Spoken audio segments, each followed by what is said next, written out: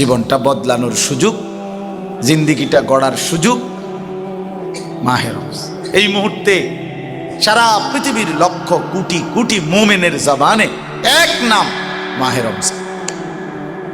শাহরু রমাদান, মাহে রমজান, মাহে রমজান।